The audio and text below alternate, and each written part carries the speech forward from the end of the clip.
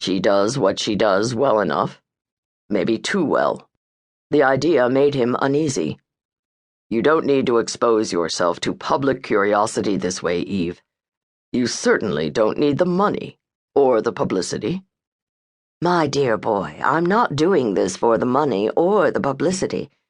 I'm doing it as I do most things, for the satisfaction. Eve glanced toward her agent. She knew Maggie well enough to see that the wheels were already turning. "Call her agent," Eve said briefly. "Make the pitch. I'll give you a list of my requirements." She rose then to press a kiss to Paul's cheek. "Don't scowl. You have to trust that I know what I'm doing."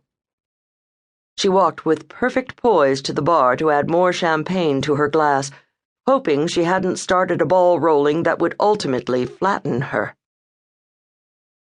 Julia wasn't certain if she'd just been given the world's most fascinating Christmas present or an enormous lump of coal. She stood at the big bay window of her Connecticut home and watched the wind hurl the snow in a blinding white dance. Across the room, the logs snapped and sizzled in the wide stone fireplace. A bright red stocking hung on either end of the mantel. Idly, she spun a silver star and sent it twirling on its bough of the blue spruce. The tree was square in the center of the window, precisely where Brandon had wanted it. They had chosen the 6-foot spruce together and hauled it, puffing and blowing, into the living room, then had spent an entire evening decorating. Brandon had known where he had wanted every ornament. When she would have tossed the tinsel at the branches in hunks, he had insisted on draping individual strands.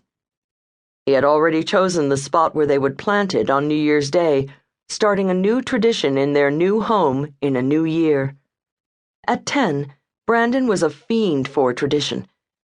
Perhaps, she thought, because he had never known a traditional home. Thinking of her son, Julia looked down at the presents stacked under the tree. There, too, was order. Brandon had a 10-year-old's need to shake and sniff and rattle the brightly wrapped boxes. He had the curiosity and the wit to call out hints on what was hidden inside. But when he replaced a box, it went neatly into its space. In a few hours, he would begin to beg his mother to let him open one, just one, present tonight on Christmas Eve.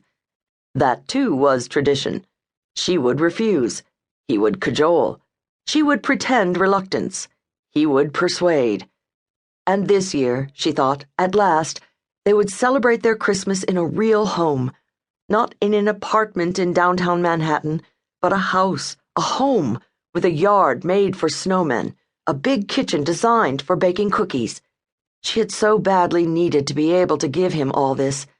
She hoped it helped to make up for not being able to give him a father. Turning from the window, she began to wander around the room. A small, delicate-looking woman in an oversized flannel shirt and baggy jeans. She always dressed comfortably in private to rest from being the scrupulously groomed, coolly professional public woman. Julia Summers prided herself on the image she presented to publishers, television audiences, the celebrities she interviewed. She was pleased by her skill in interviews, finding out what she needed to know about others while they learned very little about her. Her press kit informed anyone who wanted to know that she had grown up in Philadelphia, an only child of 2 successful lawyers.